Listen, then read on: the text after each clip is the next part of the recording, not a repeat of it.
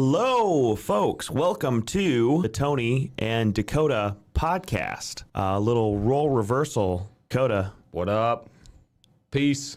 Usually intros this, but today I have a very special guest. It's the CEO of LTD Property Group, LTD PG Management, LTD everything. Dakota Bailey. Whoa. Best friend, business partner, 109. quality dude. He's the one that you need to know to get your deals closed.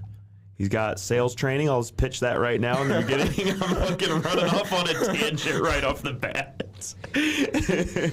Let's talk about 2023. Yeah, that's what we want to talk to you guys about. So, last year, I think we did it last year. I can't remember if we actually ended up filming one. We didn't do last year. Yeah, so we missed last year. The 1 year that we actually recorded this for you guys, like tell you about everything that we did, number of deals we did, all that stuff. I think a lot of people liked it.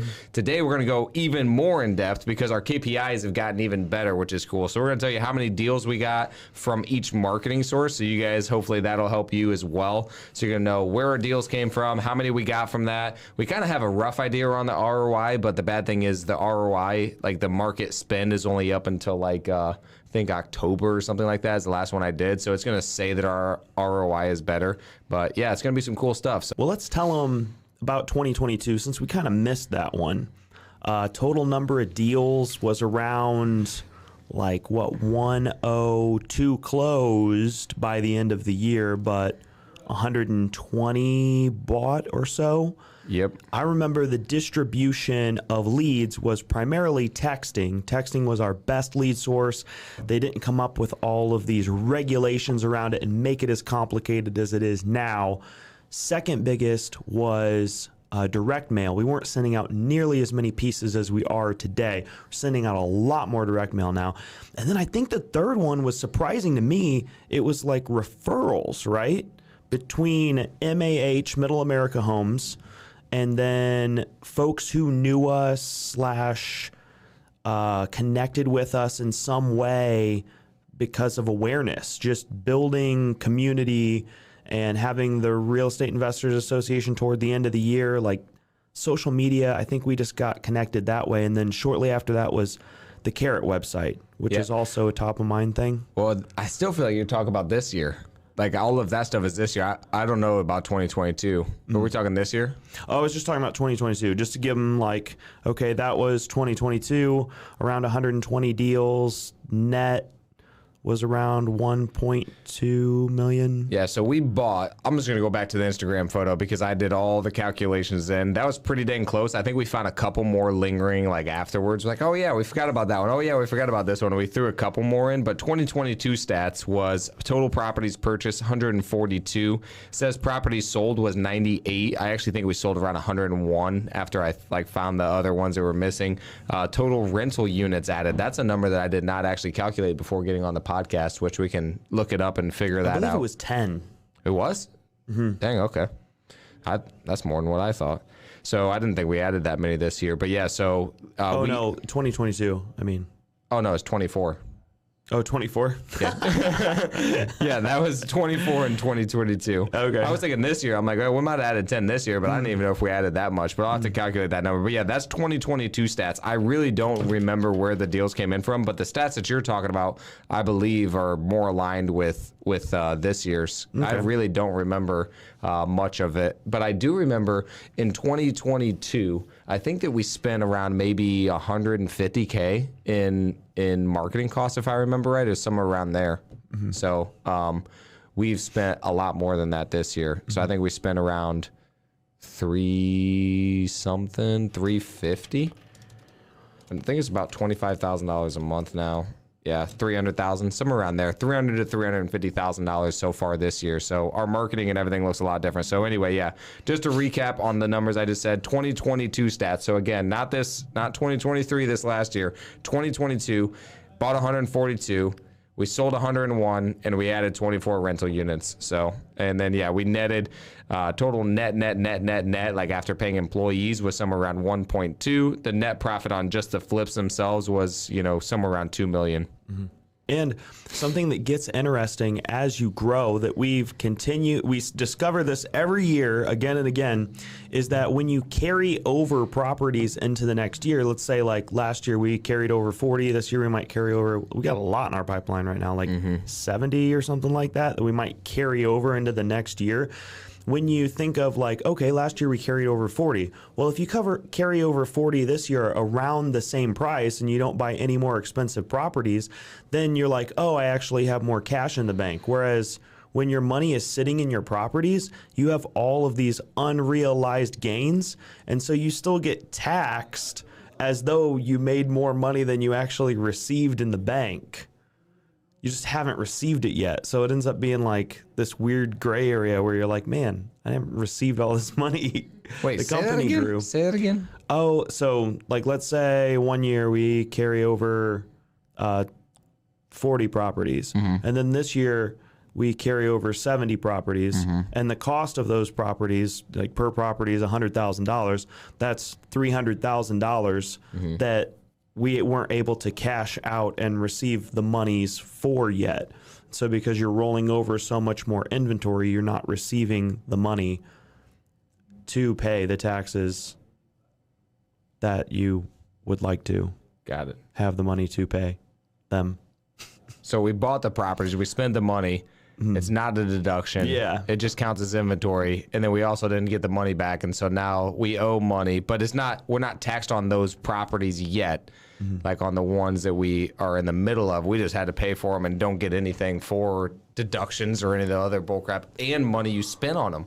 That's the interesting thing too, is like the repairs. You repair them all, you can't write that off. That's weird. Yeah.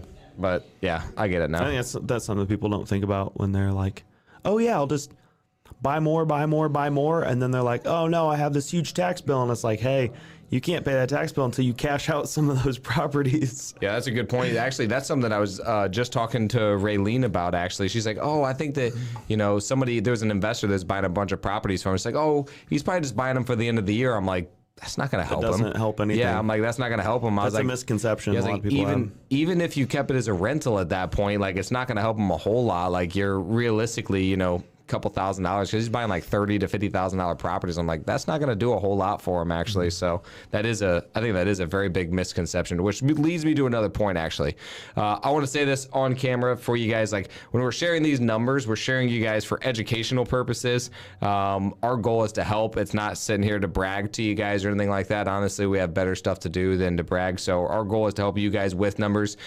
Every mastermind that we go into, when they actually share the legitimate numbers and where the deals are coming from, all of that stuff, it has helped us significantly to know where to put the money, to know what to focus on, to kind of help expand our minds about what's possible. So that's really our goal here. So, yeah. All right. I kind of just want to have you guess everything at this point. I think. Have you been thinking about investing in real estate? It's not like what you see on HGTV. We created a course to show you how to really invest and create a profitable flipping and wholesaling business. We show you where to find the money, how to find the deals, and how to negotiate the deals. We go over live sales calls, including negotiations, scripts, role-playing, and so much more. Everything that you need to know to flip houses is in this course. And if there's a video that we didn't make that you want, we'll make it for you. This knowledge has made us well over $1 million, and it's available right now for $9.97. Click the link below. Buy the course. I looked at our deals in the pipeline. So from properties that we put under contract to purchase, to properties that are on the market, to properties that are like near closing, I thought it was like 10 million total. From the very beginning of the pipeline to the very bottom of the pipeline, I was like, holy crap. Just from the outside looking in, like 5 years ago, never would have thought that was possible to have $10 million stretched out between the top of the pipeline and the bottom of the pipeline. That's not stuff that we own or are going to keep. It's all stuff that's just moving, churning, being acquired, dispositioned. A lot of moving parts. That's how many moving parts we have. $10 million worth of moving parts right now. Well, even then, we honestly even have more moving parts in some ways if you're counting rentals and stuff like that. But yeah, it got crazy. I would say I was actually looking this over because in 2021, even then, it wasn't like there was a whole lot of deals. So just to give people a little bit more context too, on 2021 numbers, deals sold 30. So 2021, we sold 30 deals. Let's just go into these this year's. So how many do you think we sold total this year? That are sold. Sold, closed. Okay. Well, I have an idea of kind of like what the end number could have been. So I feel like if I subtract 70 from that, I'm going to be close. Okay, what do you think? 150. You're pretty dang close. So 145. Okay. Yep, so that's total sold. So out of those, how many of those do you think were wholesale and how many do you think were a flip? See, I feel like I got some insight on this one too. We said like 75-25, so that'd be like 90 were wholesales? 95? Yeah, it's not too far off. So we ended up wholesaling or wholetailing 113, and then 32 of them were flips. So we actually kind of went up more on the wholesale. So we did a new strategy, and this might help you guys out. This might be something that we don't do or we decide to keep, but basically for clarity's sake, which is very important when people are making decisions, when you have a lot of people on a team, it's so important to like not have a decision maker be the bottleneck, right? And so a lot of people are like, what are we gonna do this one? What are we gonna do this one? It takes a lot of thought to figure out what you're gonna do, whether you're gonna wholesale, wholetail, or flip a property. So a wholesale just literally means, quite simply, you're not closing on the thing unless you're doing a double close. So it's just buying a property, selling it to an end buyer, you're doing an assignment. A wholesale is where we buy the property, we do very little work, maybe we clean it out, list it on the market. A flip is going to be where obviously you put some money into it. What we decided to do is do the same thing every single time. You got the wholesale guy. So right now our dispositions guy is Kane. He does the dispositions. It's his goal to get that thing. As soon as we get it under contract, his goal is to get it sold before we close on it. Once we close on it, it's Connor's job to then get it cleaned out, cleaned up, ready for the market. It's going to be listed. Then from there, if it doesn't sell once it's listed, then we take it off and we're actually flip it. Just for simple sake, that's what we're doing from here on out. So I think it kind of ramped up our wholesale and wholetail numbers, but it's been working out decently well. The only exception to the rule is if the contractors need work. So I think it's been working decent. Is that 2 week split on each step of the process for the most part? We spend 2 weeks on each activity, and if it doesn't pass through... It's more like 30 days. Okay. Because, like, you know, from when we put it under contract to when we actually close it, after title work, it usually ends up being 30 days. Like, sometimes it's, you know, rushed, but sometimes these people are like, I want to stay here because I'm going to live here and all this other stuff. So it probably averages out to 30 days from under contract. Then we usually have it listed for about 30 days. And then after that, then, you know, we fix it up. Yeah, that process has been pretty good. So I think that's probably why our wholesales went up. Because, like, yeah, so percentage-wise... that's 78% have been wholesales or wholetails now. And the goal is always to project how much profit you believe you're going to make based on a conservative ARV of the property. Of course, you never know how the house is going to appraise, if you're going to run into issues later on, or like, you know, the downside would be that, oh, we didn't know that property was going to get bid up and could have went for more money. But on the front end, you just project how much profit you're going to make and then go, okay, if we wholesale this and collect an assignment fee, the benefits are we don't have to come up with the money. We don't have to figure out the contractor scenario. We don't have to do a lot of other steps. So if we can make almost the same amount of money doing the wholesale, then let's go ahead and try that first. That's the logic behind it. And then, of course, when you list it on the market, MLS is like a more popular place for people to go, even folks who believe that they can fix up the homes themselves. So then you get sometimes people who are like sweat equity type people. And then after that, you go ahead and go through with the full flip because you had confidence from the very beginning that it was still a fantastic deal, even if nobody bought it. Yep. Yeah, I would say like on the like the wholesale side, it's still like, well, even if it doesn't make sense to like wholesale it or whatever, like It's more systems kind of thing, I would say. Like, instead of like, okay, well, let's evaluate it really, really well. Like, oh, does it make more sense to flip or anything? It's like more of just, let's create a freaking system. And then also the thing that I do like about the new system is it gives each person an opportunity to make money at each step. And then they're kind of put in a rush and they have a timeline. And so then they're given that opportunity, which is kind of nice too, but it's fun. And with the interest rates going up and with people getting a little bit sketched out, I mean, these last couple of years, 2021 was like brutal for buyers. Like, good luck. You got to, pay 20, 30,000 above appraisal sometimes just to get the house you want in the school district that you want. We had to come up with some new strategies. So we came up where we borrowed some from mentors, relationships with folks like at Wealthy Investor. Shout out to Monty. He helped us out trying to figure out the process. Who's my guy? The sports bettor. Why am I not? Oh, Clint. Yeah, Clint the closer. Yes, sir. Clint the closer got on a phone call with me, explained to me the process, and then we kind of just developed our own. So we came up with a novation system for basically you have to build an incredible amount of rapport with the seller in order to be able to do this, but you basically take their place and become them with a limited power of attorney against them and with respect to the property. You're not making medical decisions or anything like that. And then the other strategy, when we didn't sell, there was like 2 or 3 this year where we opted to more like just 5. Okay, we had some not go so well on the flip side, and when you got all the way to the end of the pipeline, so to speak, out of options, we had to come up with alternative strategies to disposition these properties. So worst case scenario, we put financing on it and then we seller financed it. So luckily the banks that we use are investor friendly banks. They understand what we're trying to accomplish. They know we still want to dispo these properties.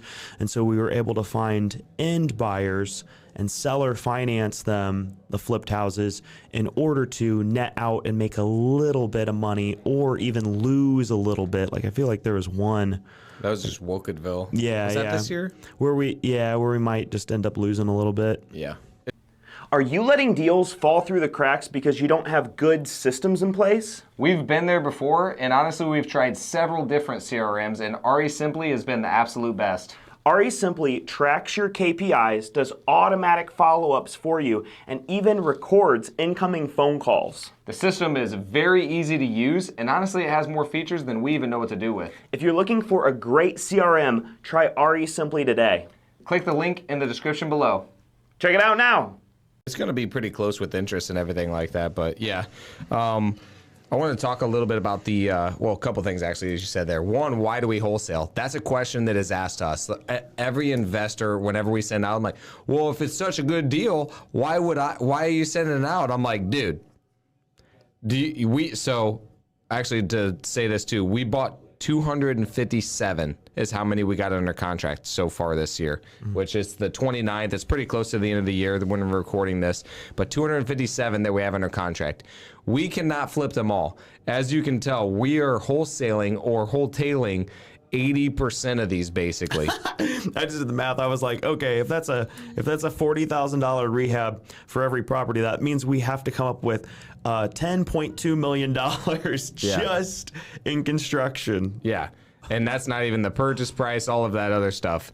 Then you got to have the manpower. Like, it's just so much work that I'm like, dude, we wholesale every single time good deals, like deals that honestly I wish we would have flipped. I'm like, dang, that would have been a nicer flip than the flip we ended up with, just because it's like, it is what it is. So the funniest part, when you're going to the scale that we are, it's almost easier to wholesale everything and really not even flip. Honestly, we thought about doing that, but now we built a team, and so now it's like, dang, we want to give them some stuff. But it would be stupid for us not to actually wholesale some properties at this point, because we can't take them all. We used to cherry pick and pick the good ones. Now we just pick all the ones that nobody else wants. Like, all right, I guess we're gonna do it. Yeah, and when it comes to the things that give you the highest return on your investment, it's normally finding deals. Mm-hmm. So Dakota's a master of sales. We've created some pretty quality marketing channels and built them up over time. And, honestly, we explored some new things this year. I mean, we might end up cutting some of those channels off, but you just throw some money at some marketing channels that are working, and we've been getting better at tracking KPIs, figuring out what our return on investment is for each one of those. But you train a quality sales team, you have a good marketing funnel, and then when you start bringing in a stupid number of deals, you don't really have the option to flip all of them. It would be catastrophic. Like your company would go under if you tried to flip all of them. So it's necessary. Yeah, that's the hardest part for people to understand, I feel like, too, is like, well, you're going to make more money flipping, which you do. So our average, so I'll give you guys this too, actually. Our average wholesale, we make $17,000 basically. Our average flip, we make $31,500. And so what people would think is, why don't you just flip everything then? Because like you're going to make more money. But like the cash flow, whenever you're holding that many, just goes insanely, I don't know the right word, bad. Down, high, expensive. Yep. I can't remember what Josh and Tiffany High were calling it. It's like your cash flow cycle. And so you think of how many... Cash conversion cycle. Cash conversion. So if I put $40,000 into this property plus hold on to some debt that like I can't go to the bank and borrow that now because I maxed them out, or go to a different bank to find the money. When you borrow money and you let it sit there in that property, sometimes it's worth it just to get your money back and go do it again. Sometimes speed is actually better than maximizing on every single deal. And so when you play it out, I mean, how many days does it take us to flip? Usually it's like 128? 133 now. 133. And how many days does it take us to wholesale? 32. Okay, so you guys at home can do the math on that, but per day, wholesaling makes more sense per unit of time. I never even did that math. So 16.8 divided by 31 days, that's going to be $542 a day. $542 a day, not a bad payday. And then 315 divided by 133. That is $237 per day. Yeah, I feel like I should do the Gary Vee thing. Like, look at me, zoom in, zoom in again. Do you want to make $250 a day, or do you want to make $500 a day? Yep. Yeah, it's a crazy thing for people to understand, though. So yeah, that's the reason why we wholesale stuff. A lot of people are always asking us, why do we wholesale? I'm like, dude, if you knew, it makes a lot of sense, and we are giving away free equity. There is zero question about that. Like, we are giving away money to other people. There's people that have made, Adelie, she's bought like 6 deals from us. I think she made like 100 on one. She should just quit doing realtor work and just start buying deals from us. She is this year. She actually is. But it's just crazy. It's like, okay, you can make 6 figures on one deal that you buy from us, and like she's made multiple 6 figures on deals that she's bought from us. She hasn't lost on any of them. So again, I tell Kane, our new dispositions guy, it's their responsibility to make sure they make money, but at the end of the day, make an offer. So that's what I would say. If you guys are wanting to buy deals from us, make an offer on the property. Like, it helps us, because if we need to renegotiate, we can renegotiate with the seller and stuff like that. It's not something that we like to do, but sometimes we have a 2-week gap in there that we set the proper expectations and stuff. So if you give us a number, we can at least go back and see if we can do your number. Do you know Kane's email? Is it Kane? Kane at Sell to LTD. Kane at Sell to LTD, and the 2 is TO. Yep. To LTD.com. You send him a message, he'll send you over all of our inventory if you're interested in buying a property from us. Yeah. Last thing I wanted to say on the novations, and then we can get into the actual like numbers on lead sources and how many, we got from each one and stuff, is novations. Is I was actually talking to Ryan about that today. Ryan's our transaction coordinator for the people listening. But was talking to him about like, why do people do that? Because we just did a novation today. We ended up making like basically 10 grand. It was like $9,600. And so it's crazy because at first we're negotiating. We had it under contract for 67. We were going to basically make like $1,000, like next to nothing.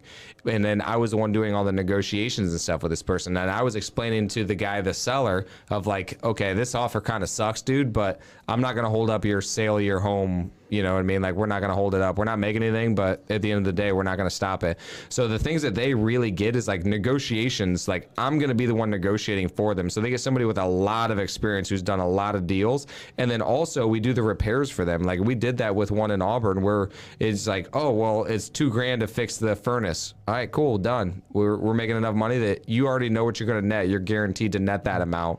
And then there's another one.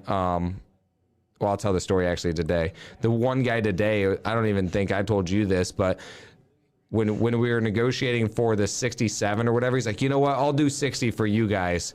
We agreed to net him $62,000. He said, I'll do 60 for you guys to help you guys out. I'm like, dude, that's freaking awesome. Thank you. So we didn't write up the paperwork or anything. We're just going to do it at closing. Well, then that offer, we got another offer, cash waive inspection, and it was for 75. And so then I called him, let him know that, hey man, the other offer fell through, and it's kind of a good thing because we got this one. And he's like, okay, well, can I do back to 62? And I'm like, yeah, absolutely. I'm like, dude, you're willing to help us out, we're gonna help you out. So we got him exactly what he wanted. He's happy as can be, and he said his mom actually might have a property that he wants to sell too. Yeah, and for people, again, I kind of reviewed it a little bit what a novation is, but it's basically legally you taking over that person's responsibility. So you become them legally with a limited power of attorney, and that allows you to list properties on the multiple listing service for them. Mm-hmm. That allows you to make repairs on their behalf. And so basically what you're doing is you're saying, hey, selling a property can be a pain in the butt. I'm good at it. Let me do all of the work for you. How much money do you need? Because sometimes people have a number in their head and they won't deviate from the number, even if you give them all the logic, even if they would net the same amount of money. They're not thinking about any of that. They just have a very specific number that they want. And so even in situations too where like people are going through mortgage foreclosure and you've tried to negotiate with the bank, or they have a payoff, or they have some sort of like thing where otherwise it would not make sense for you to buy it. Because sometimes when we buy these properties, we're borrowing the money at 12 to, I mean, we've even somewhere between 10 to 12%, maybe even higher in certain situations. But you're borrowing the money at such a high rate that when you start doing the math on the holding costs, you can't help them anymore. Yeah, so, and hard money lenders charge you points too. Mm-hmm. Sometimes 2 points. We borrowed so much money that we had to pay points. So this is another vehicle. A novation is another vehicle. Again, it requires an incredible amount of rapport. You have to be very confident that you can help them. You definitely need to have some way to like make sure that you can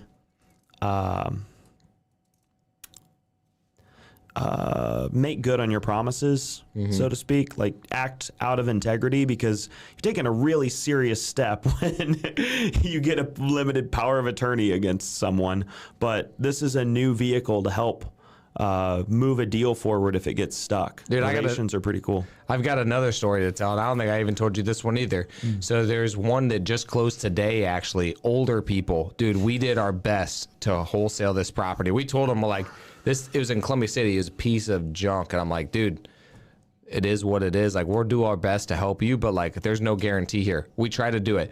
We listed it for them, doing the novation thing. It's the first buyer fell through after inspection, and the lender wouldn't lend on it, all this other bull crap.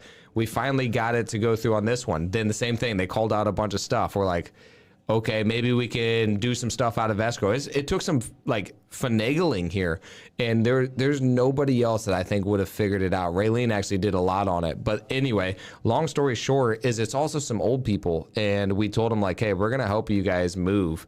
And we thought we were going to make money, obviously. But at the end of the day, we didn't make any money. And we're still going to help these people move because we're not going to have them freaking old people like hurting themselves or anything like that. So we paid money for this. We straight up lost like somewhere close to $1,000 just in order to like make sure that they're taken care of, to make sure the deal closed. Because again, when we get a novation, it's not like we're going to stand in the way of them selling their property. If we're not making anything, we're not going to just be like, oh, screw it, we're not making anything, so we're not doing it. It's like, no, we're going to do this deal for you, act on your behalf, do everything, and make no money. Like, as long as we can freaking make sure that you guys are all good, that's all that really matters at the end of the day. And like, and this one we did lose money, but again, whenever we actually put ourselves out there, we're going to do our absolute best to freaking make a deal happen. And we're not going to stop a deal from happening because we're not making anything either. We're just trying to find a way to help them get exactly what they want.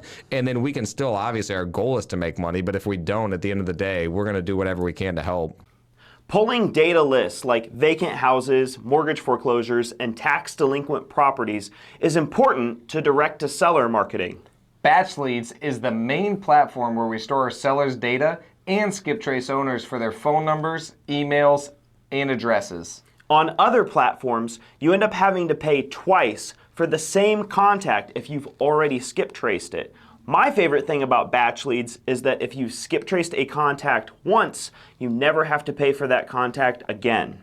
Batch Leads has SMS texting campaigns, direct mail marketing, and Driving for Dollars app integrated in a simple-to-use interface. Click the link below and try Batch Leads today. Yeah, it's funny. Probably my accountant would probably tell me not to say this. I don't know if our lawyer would.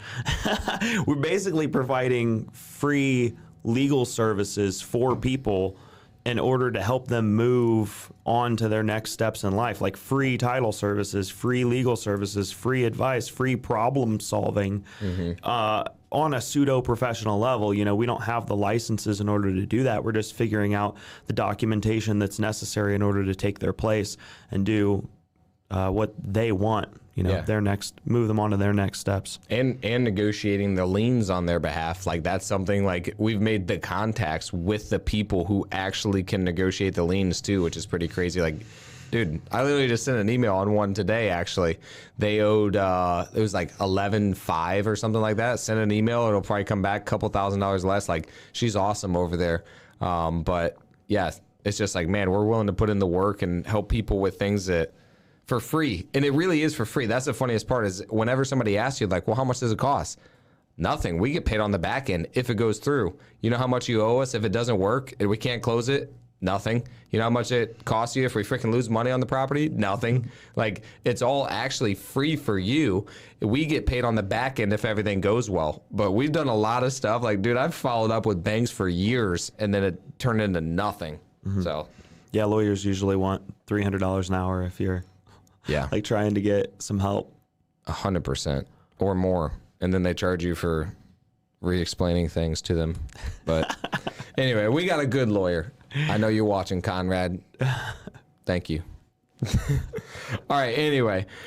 So our number one lead source. How many deals do you think we got from texting? Sold. Okay, let me rephrase this. Sold. We're only talking about properties that have already been sold. So we have under contract or purchased 257 this year. So on the sold, though, that we're going to be talking about the numbers themselves, we're only talking about 145 of the properties because these are actually sold, which is where we actually track our KPIs. We're working on tracking them on the front end, but right now it's just on sold. I'm thinking probably like 40%. Does that come out to like 45? It was 47. Ah, that's not 40% of 100 and whatever that number I just had up was, but it is 45. So 40% of 165 is actually 66. But all right. But it is 47 from texting, which is insane. So the 30-something%.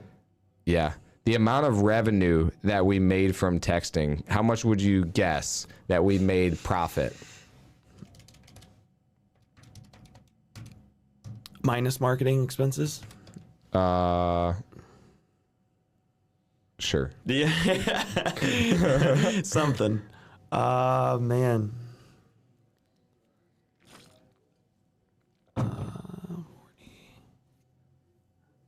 Is that 1.6? It's half that. Okay, 800K? Yep, 824,000 just from texting. So our average deal on texting is 17.5, but that's crazy. So if we did not have texting, we would have to make it up in a lot of different ways. But the nice thing that I keep reminding the guys is if we lose texting, everybody loses texting. And yeah, like Tony said earlier, the regulations are getting interesting. 10 DLC, and even RE Simply is now starting to have some issues. They were switching carriers, and so they sent out an email saying like, hey, we're going to move from Twilio to Plevo or something like that. And in the process of doing that, it was going to be a little hairy for a minute. But I don't know if it's continued to be hairy.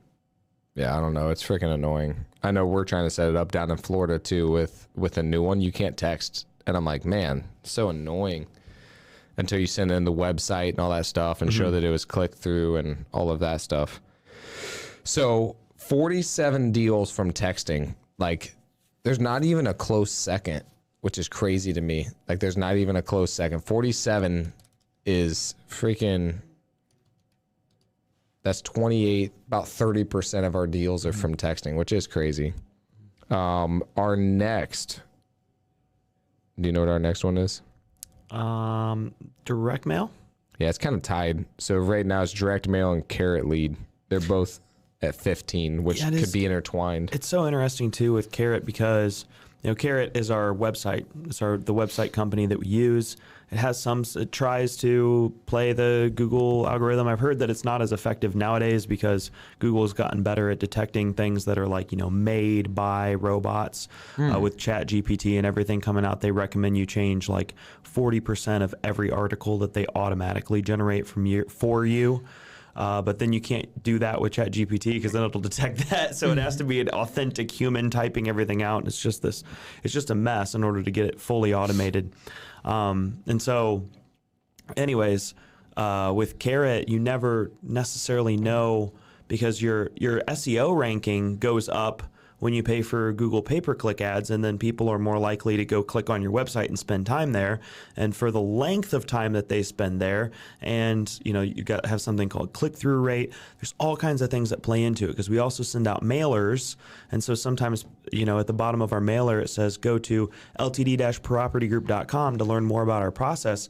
We don't know because people submitting leads on the Carrot website is different from people submitting leads through Google pay-per-click ads, but then sometimes the traffic just gets mixed. You never know why people are, they could be going to our Carrot website just because they drove by outside and saw our sign. Right. So it's hard to tell, but the marketing is working. Yep. Is the moral of the story. The more avenues you have, the more diversity you have in your marketing, then the more likely you are to be top of mind. Yeah, I think that the Carrot leads, it's a mix between direct mail and TV ads. And then it might be drive-by. It might be like, there's one at Carrot that I already know that the lady knew me from car sales, but she still went onto our Carrot website and then filled out a lead. I'm like, that's funny. It's funny. But I mean, it's totally possible too that people they do the Google pay-per-click, go visit the website, copy and paste the website onto their browser or put it in their phone notes and then go visit 4 other websites and put all them down and then come back to us later and put it in, and it's not, tracked in their cookies as being from the Google pay-per-click ad. Yeah, I could see that.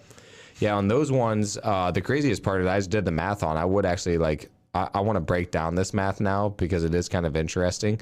Our average profit per lead source. So direct mail actually makes more. It's $24,000, which makes sense. You know what I mean? Like if you're texting somebody and this is what I say to people is whenever you do an outreach, man, you're going to have to it's going to be, you have to find them at the right time of day, the right time of when they're wanting to sell and stuff. When it's direct mail, they save it and they'll call you when they're ready. So you should be making more profit because they're more motivated, more ready to sell at that point. But that's crazy. So it's $24,000. What did I say it was for texting? I don't know. 824 divided by 47, 17. That's a big difference. 24,000. So that's a difference of $6,500 per deal. That's crazy. That definitely pays for the direct mail marketing then. That's pretty cool. All right. So the next one is 15. What do you think the next one is? So Carrot was after direct mail? Yeah, direct mail and Carrot were both 15. Man, I feel like it's got to be, just based on the data that I've seen before, it's got to be something like referrals. Yep, it's referrals, which is crazy to me too. The amount of influence and stuff that we now created where people knew us or know us.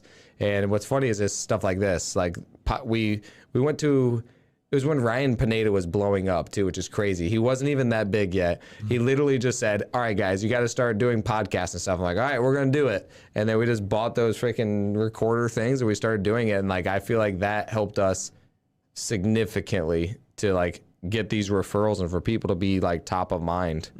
So 12 deals for referrals, which is pretty crazy. 184,000. That's crazy. You would think you would make more on referrals too, but 15,000. I guess we just, whenever referrals, we're like, all right, let's make this happen because we like want to make it work so much more. Oh yeah, that is true. I bet that if we go and look at that data, that there are some that are like, wow, we made a lot on that one, and then there are some where we're like, we just did it because it was a referral. Like we made $500. So I'm sure there's like more of an up and down distribution where it's like, hey, if you guys send us a referral and it's like hella close and we can't like make a lot of money on it, we might still do it just to be like, hey guys, we care about your referrals. Thank you for sending them to us. Just let us know when you've got a good one next time.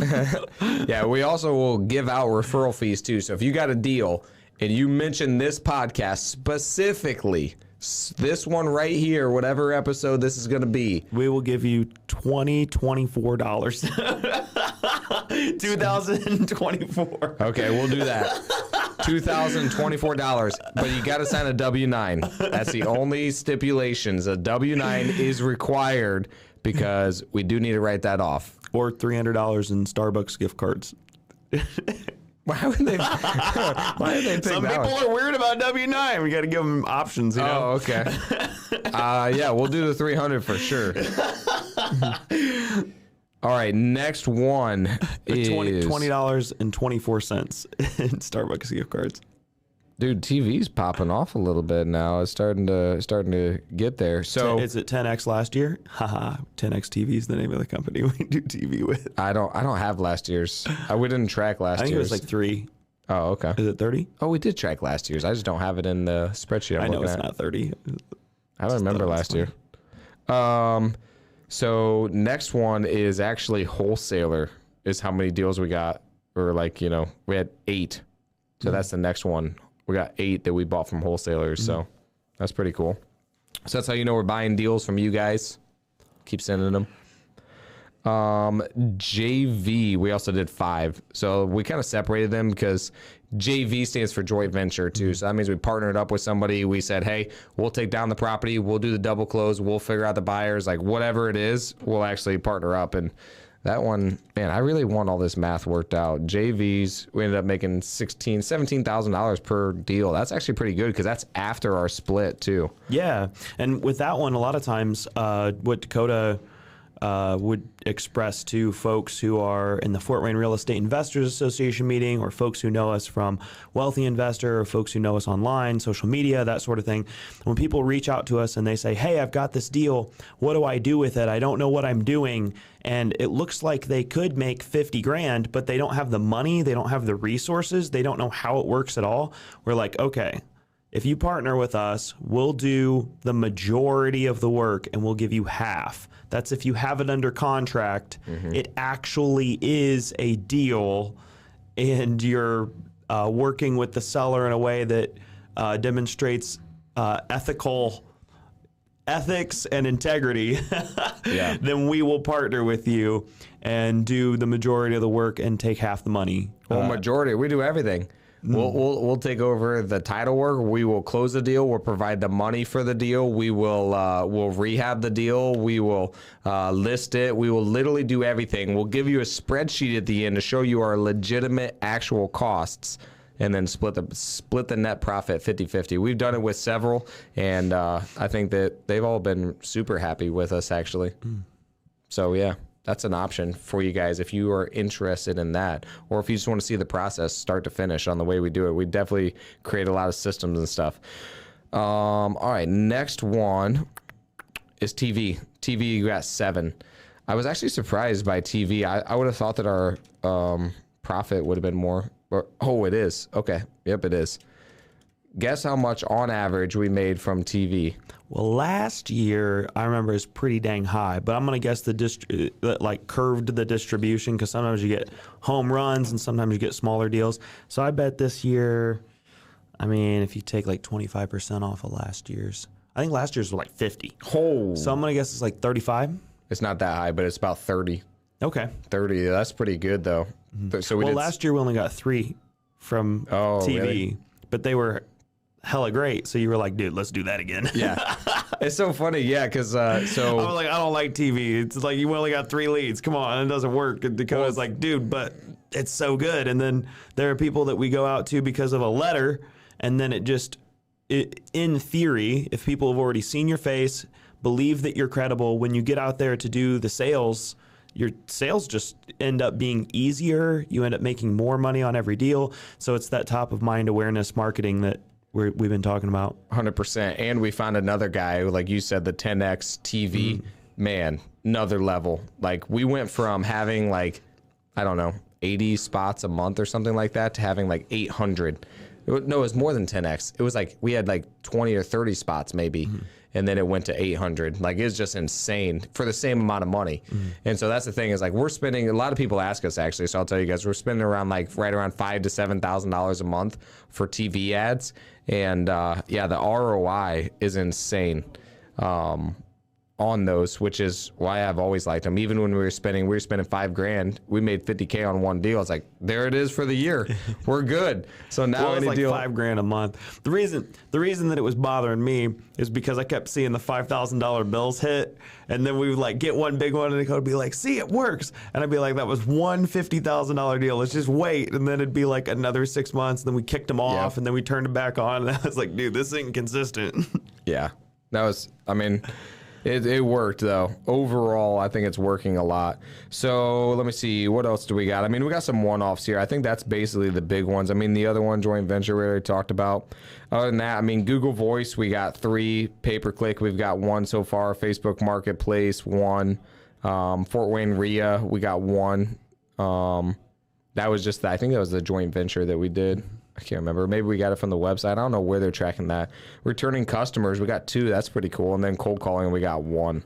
So that's basically a overview. I think we spent, we already talked about what we spent on marketing and stuff. So yeah, so we spent around 300-ish K, and net, it looks like what we're projected to make is somewhere around like just straight $1 million. I was hoping it was 1.2, but right now it's looking like $1 million, but that's also without that package of 14 that we sold too. So that might actually change some stuff. So on $300,000, we basically tripled our money, and that's after everything, employees, overhead, expenses, all of that stuff. Nice. That's pretty good. Yeah. I feel like it was a pretty good year. I feel like we learned a lot, created a lot of systems, processes, grew a freaking crazy amount, and now we got in another office because we have 13 or 14 people inside this office. What our total marketing spend was what? Around 300. Oh, okay. Maybe a little bit more. Yep. So we're almost, really it's supposed to be one of every $4 that you profit. Really? Yeah. One out of every 4 is what Josh and Tiffany High were given is like statistically where you should be. Well, that's something else to consider too, though, is we're also in the middle of 30. You know what I mean? So we just haven't received the monies to make it 1 out of 4. You think we're at 1 out of 4? Oh, yeah. 100%. 100%, dude. So I can just tell you, like, just in equity, just in profit sitting there, like, let me see really quick. There we go. Rentals. Give me 1 second, guys. I'm pulling up some spreadsheets here. Don't you worry, guys. I'll be right back. Oh yeah, we added some new employees as well between last year and this year. I don't remember exactly how many, but when I was looking at the picture on the wall, my daughter was like, "Why isn't Cody on there?" And I was like, "Oh, I don't think we had Cody at that time." So I was looking at like last year, because I think that was almost like right around Christmas time or something. We took that picture. I think so. And it might have been like 10 of us or something, 9 of us. I don't even remember, dude. And now we're up to how many people? 16? Something like that. We got some people now, so. Yeah, a lot more people. So we have 2.4 million in equity right now in the ones that are already being flipped. So, subtract out realtor fees and all that other costs, and that's a guesstimation, but it's usually pretty dang accurate. Honestly, I'm pretty dang close on that stuff. So, 2.4 that's still waiting to actually sell on marketing costs that we already spent, right? So that's where it's like whenever you're in that cash conversion cycle that we talked about earlier, it all depends on where we're at in that, but yeah, it's definitely there. Yeah, it's not as scary this year actually going into when you're thinking about a cash conversion cycle, just because of the projected lowering of the interest rates raises demand. And so it's like, if interest rates would have been projected to like go up to 12% this year, we'd probably be a lot more scared. Whereas because they're projected to go like down to 6 or something, it actually puts us in a really good spot. I always like joke with my grandpa and stuff. I'd be like, yeah, well, if interest rates go up, we're going to be like kind of scared, and people are going to be like, oh man, you shouldn't have done that. And then if interest rates go down, they're going to be like, man, these guys are geniuses. I should have bought everything. And it's like, we always just end up being consistent anyways and just figuring it out. Yeah. That's what I always say too, is we'll figure it out. We had to land contract some, like we're going to find a way to make sure that we stay afloat. It's all about structuring the deal the right way. And sometimes you got to structure it on the back end in order to make sense, but that's why it's important to buy it right. Make sure you structure it right and have multiple different backup plans, because we got a lot of different ways that we can make stuff work and get very creative with that. And if you can't figure it out, then you can call us and we'll help you figure it out. Most of the time, we're pretty strategic, unless you don't have a social security number. Then it might be more difficult, but we can find a way still. I can still get you health sharing. We'll find a way. But yeah, that's basically it. I mean, anything else you want to go over? What's new for 2024? Shoot, We dude. got 10 minutes. 10 minutes. We got 3 minutes. All right. You got 30. Okay, yeah, we'll do a quick one. So 2024, I mean, we don't really have a revenue projected. I mean, honestly, if we make another $1 million, I'll be happy. I like to make $1 million a year now at this point, because that's kind of what we've been making.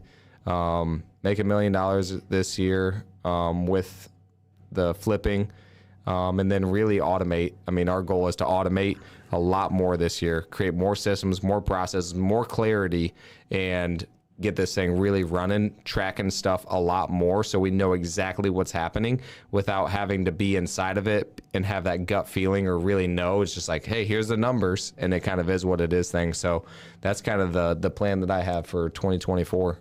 Yeah, we had a meeting earlier today just going over the 11 points, 11 things that would help move the business forward. A lot of it was around structure and creating processes and KPIs and that sort of thing. I think for 2024, it's going to be interesting. Just see it, like putting faith in the employees, but then also checking in with the measuring what they're accomplishing and making sure that people have accountability and that sort of thing. It's exciting. We're also going to bring back the ping pong table because we've got another office. So we're going to have 2 ping pong tables. So super excited about that. We also want to have like a lot of like health care, not health care. I don't know the right word for it, but basically Office supplies. Yes, office supplies for the office space. So different things that are going to help us to be better, more productive, more healthy people. Because here at LTD, I mean, I think it's pretty obvious from the outside, but if you don't know, we care a lot more about life than just making money. We care about our relationships. We care about our faith, our spirituality. We care about our health, and we care about business and doing right. So we just want to continue to grow in that aspect and provide more of like the fun, but then also like health related stuff that's going to help us. So we're thinking like we might even get a cold plunge, might get a weight room, office supplies, and then paperweights. That'd be so funny. You're like, what's this 45-pound? That's a paperweight. That's a good one. But yeah, so we're excited for the new office space. It's going to be super awesome. And we will have an event center up, running, functional, it's probably going to be more awesome than what we even expected. Dakota and Raylene have been running that project, and so Connor too. Yeah, we're expecting to be able to hold events in it, not just the Fort Wayne Real Estate Investors Association, but weddings. It's a venue. It's going to be awesome, and so look out for that on social media, and reach out to Raylene if you want to book it out. Yep. And we'll see you guys. You got anything else? I don't think so. All right. I got to go to the bathroom, so we'll see you guys on the next one. See you guys in 2024. Peace.